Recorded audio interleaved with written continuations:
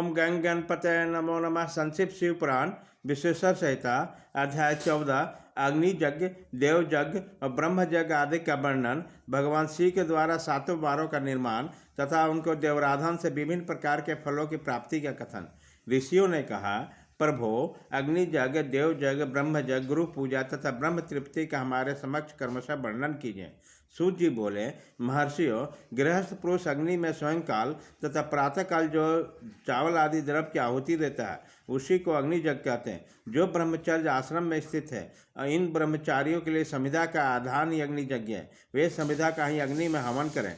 ब्राह्मणों, ब्रह्मचर्य आश्रम में निवास करने वाले द्विजों को जब तक विवाह न हो जाए और उपासना अग्नि की प्रतिष्ठा न कर ले तब तक उनके लिए अग्नि में समाधि की आहुति, व्रत आदि का पालन और विशेष यजन आदि का कर्तव्य है। यह उनके लिए अग्नि यज्ञ है। द्विजो, जिसने बाह्य अग्नि को विसर्जित करके अपने आत्मा में ही अग्नि का आरोप कर लिया है, ऐसे वानप्रस्थियों और सन्यासियों के लिए यही हवन या अग्नि यज्ञ है कि वे विविध समय पर हितकर परिमित और पवित्र अन्न का भोजन कर लें।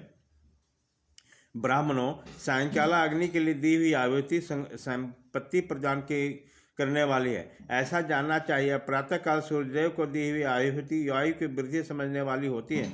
यह बात अच्छी तरह समझ लेनी चाहिए। दिन में अग्निदेव सूर्य में ही प्रविष्ट हो जाते हैं, अतः प्रातःकाल सूर्य को दी हुई आहुति भी अग्नि यज्ञ के अंतर्गत है। इस प्रकार अग्नि यज्ञ का वर्णन आता है। इंद्र आदि समस्त देवताओं के उद्देश्य से अग्नि में जो आहुति दी जाती है उसे देव यज्ञ समझना चाहिए। स्थली पाक आदि यज्ञों का देव यज्ञ ही मानना चाहिए। लौकिक अग्नि में प्रतिष्ठित जो चूड़ाकरण और संस्कार निमित्त हवन कर्म है उन्हें भी देव यज्ञ के ही अंतर्गत जानना चाहिए। अब ब्रह्म यज्ञ का वर्णन करो।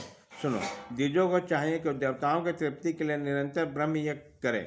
वेदों का नित्य अध्याय या स्वाध्याय होता है, उसी को ब्रह्म यज्ञ कहा गया है। प्रायः नित्य क्रम के अनंतर सायंकाल तक ब्रह्म यज्ञ किया जा सकता है। इसके बाद रात्रि में इसका विधान नहीं है। अग्नि के बिना देवयज्ञ कैसे संपन्न होगा?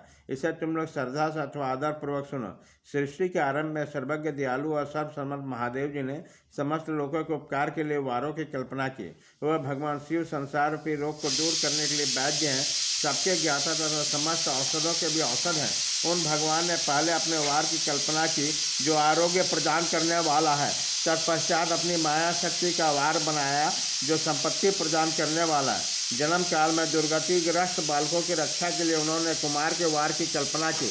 तत्पश्चात सर्वसम्मत महादेव जी ने आलस्य और पाप की निर्वृत्ति तथा समस्त लोगों के हित करने की इच्छा से लोक रक्षक भगवान विष्णु का वार बनाया। इसके बाद सबके स्वामी भगवान शिव ने पुष्टि और रक्षा के लिए आयु करता त्रिलोक श्रेष्ठा परम श्रेष्ठी ब्रह्मा का आयुष्कारक वार बनाया, जिससे संपूर्ण जगत की आयुष की सिद्धि हो सके। इसके बाद तीनों लोकों की वृद्धि के लिए पुण्य पाप की रचना हो जाने पर करने वाले लोगों ने शुभाशुभ फल देने के लिए भगवान शिव ने इंद्र और यम के वारों का निर्माण किया। इस प्रकार विश्वेश्वर संहिता अध्याय 14 भाग 1 खत्म।